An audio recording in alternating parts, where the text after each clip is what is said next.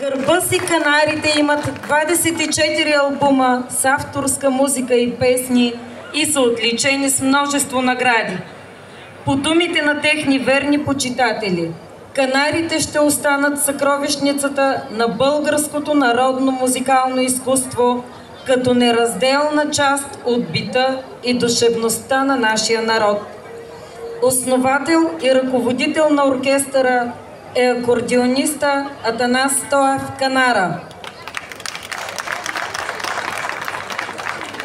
Той е автор и композитор на музиката и текстовете на групата, носител на званието Народен будител, почетен гражданин на родния Чирпан и Пловдив и един от съорганизаторите на нашия празник.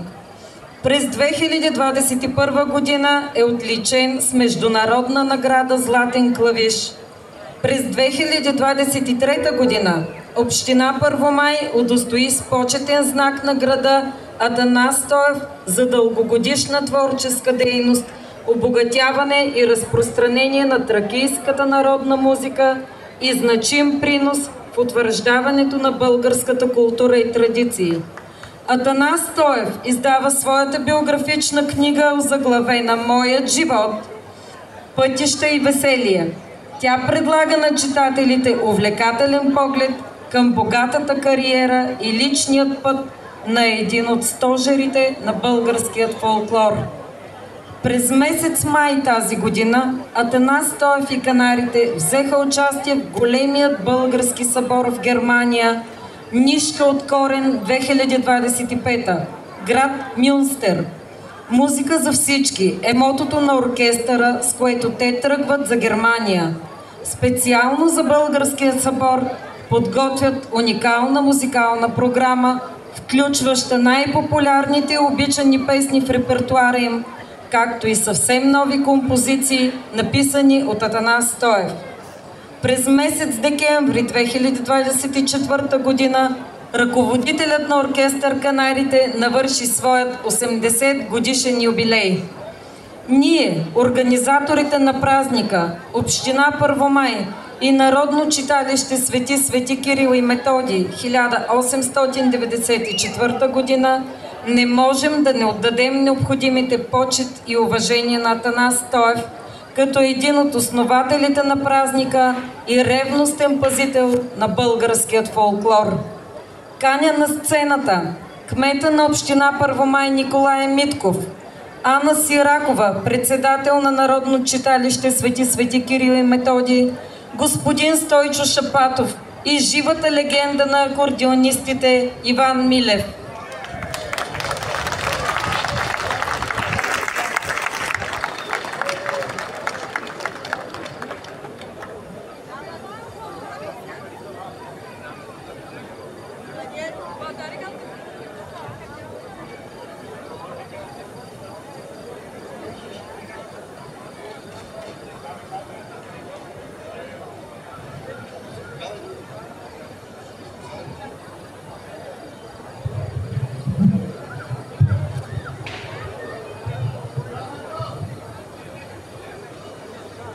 Уважаеми съграждани, уважаеми гости, изключително се радвам и съм развълнуван на този пълен площад в очакване на любимия оркестър на България да застана пред вас и да кажа няколко думи за човека, който е създател на оркестър Канарите и който 50 години заедно с тези велики музиканти, творци на българската народна музика, са с нас, са в нашия град, в нашите села и така пребъдаха през всичките тези години и съхраниха тракийската народна музика, за да можем днес на 25-тият юбилеен празник на тракийската народна музика да отбележим и тяхният юбилей 50 години оркестър Канарите и личния празник на господин Атанас Стоев. Искам да поздравиме с много големи аплодисменти Атанас Стоев, да го приветстваме отново на нашата сцена, защото той е един от хората, който е вдъхновил много музиканти, за да може след тях да има последователи, за да може, както се насладихме тези 3 вечери на българските оркестри, да видим и 2 нови оркестъра, които мен лично също ме впечатлиха и с което съм сигурен, че българщината, българската народна музика, тракийската народна музика ще е жива. Благодарение на музиканти като канарите и благодарение на такъв голям талант като Атанас Стоев.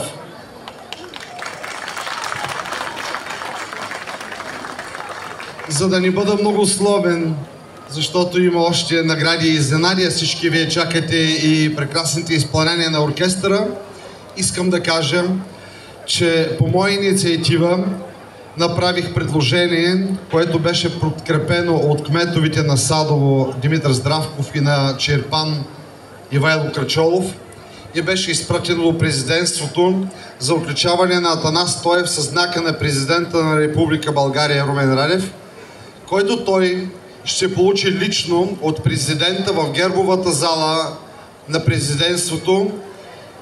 И искам да анонсирам това нещо, защото това е голям знак, който той ще получи като голямо отличие за неговото творчество, за всичко, което е направил.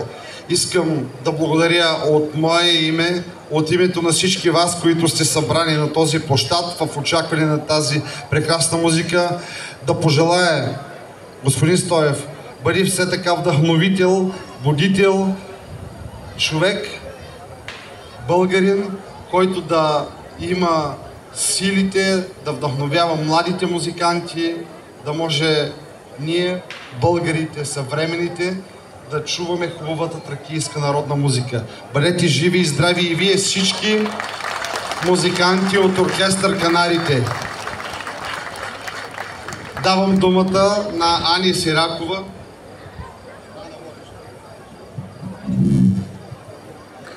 Тази година е особено празнична, защото оркестър Канарите отбелязват своят 50 годишен юбилей.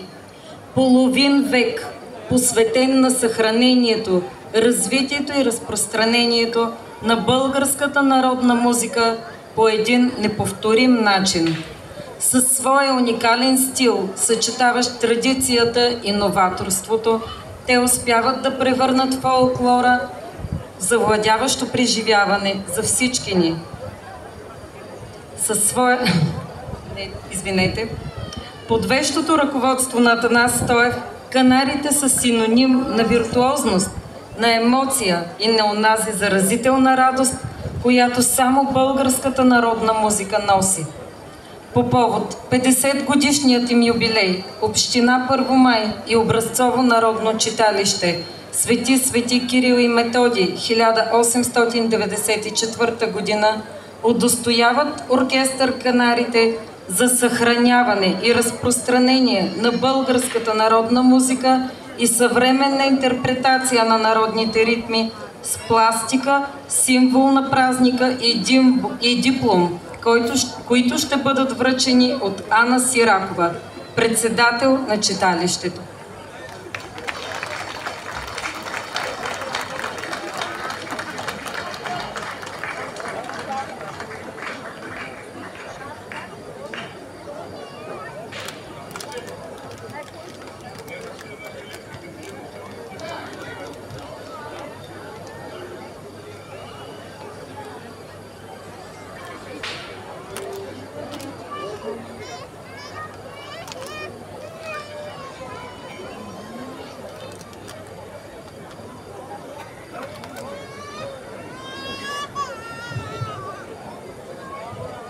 Уважаеми съграждани, драги гости на есенния Първомайски панаир и на четвъртвековния юбилей от празника на българската народна музика и песен. Преди 30 години на ресторант Новен парк организирахме тогава изнесено студио на предаването, който може го може. И на въпрос на водещия, аз тогава бях и народен представител, обявих, че Карлово и Казанлък са столица на розата, Габрово на хумора, а Първомай е столица на българската съвременна инструментална народна музика и песен. Логото продължава вече 25 години да стои. на празник като днешния, преди да започна да говоря за Атанас Стоев и канарите, трябва да почетем и паметта на създателите на легендарната първомайска група. Делчо Димчев, Стефан Филипов, Стойчо Кузмов, също така бащата на Иван Милев, Атанас Милев, акордеонист, един от основателите на първомайската група. Да почетем и тяхната памет и да бъдем благодарно поколение, че дадоха старт за първи път в България да се изпълнява съвременна народна музика на модерни инструменти. Най-ярък последовател на първомайската група е, както написах една статия преди 3 години, за безподобния гладиатор на фолклорната арена, обичания Атанас Стоев.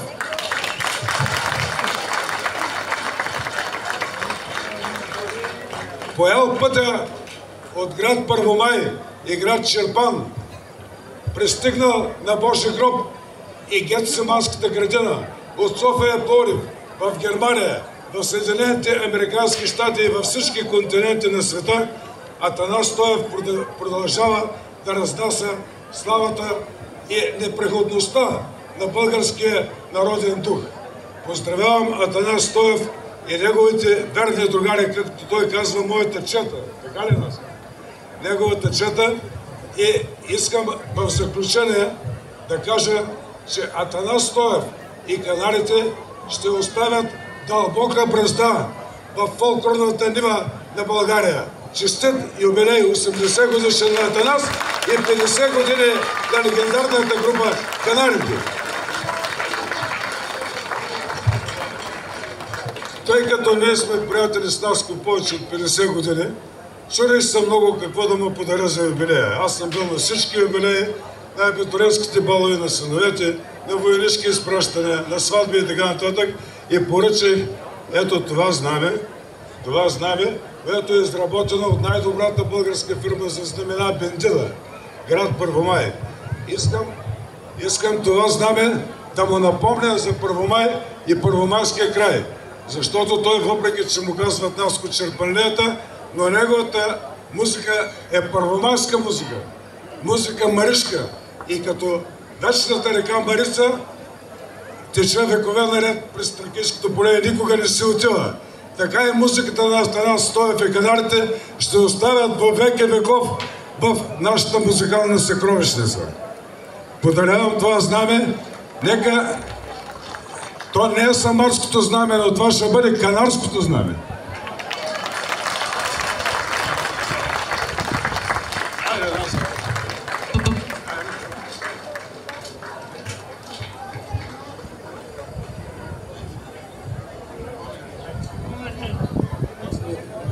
Иванчо, уважаеми приятели, уважаеми гости на празника, много се радвам, че се виждат много истински хора, които идват за празника, организиран от тези истински ръководители на Първомай, идват и за канарите.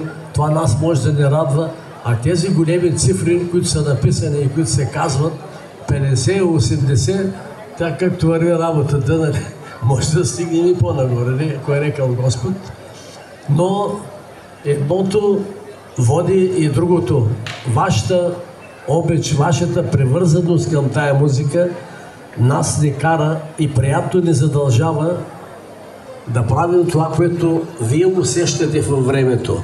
Защото музиката излиза от душата и непременно се слуша с душата на този, който я обича.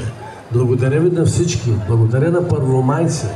Благодаря на кмета на Първомай, който освен всичките други грижи, които има, какво трябва да се прави в целия град, да отдели време и сили, за да може да стане този празник 3 дена. Защото тези неща, веселите хората идват и искат да преживеят едни хубави моменти, обаче това иска организация и напрежение. Аз им благодаря, а пък на вас благодаря, че присъствате тук. Независимо утре каква ви е работата, вие сте дошли тук да се срещнем, ние да ви веселим, вие да си поиграете и да остане един много дълъг спомен от нашата среща.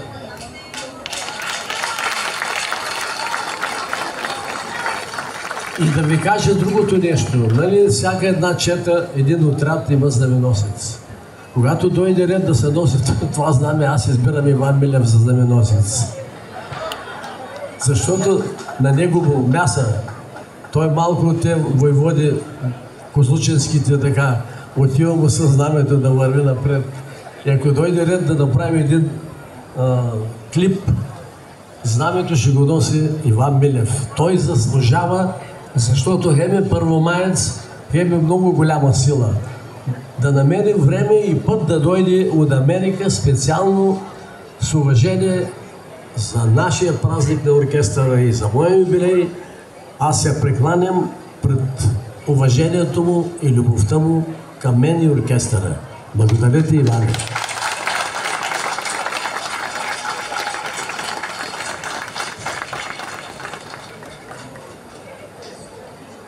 Ако ми позволите, от името на господин Иван Милев ще прочета един поздравителен адрес. Уважаеми колега Сър Стоев, от цялото си сърце и душа те поздравявам с твоят 80 годишен юбилей. За мен е чест да изкажа възхищението си от високия ти професионализъм и принос към българската народна музика. Пожелавам ти крепко здраве и непресъхваща енергия да продължаваш да твориш и създаваш хитове, които с любов да се пеят и свирят от народа, както досега. И твоите песни винаги ще се пеят. Честит юбилей! С почит, Иван Милев! Благодаря му от сърце. Благодаря на Ванко Милев от сърце, защото да ви кажа само малко, така ще вмъкна, ние с неговия баща, лека му пръст, Агаша Наско Милев, свирихме при Стойчо година и половина с паромайската група. Имаме снимки и Ванчо беше по-малък, после се настигнахме така във времето и имахме така известни. Да, и той ме подмина, нали, защото стана по-дебело.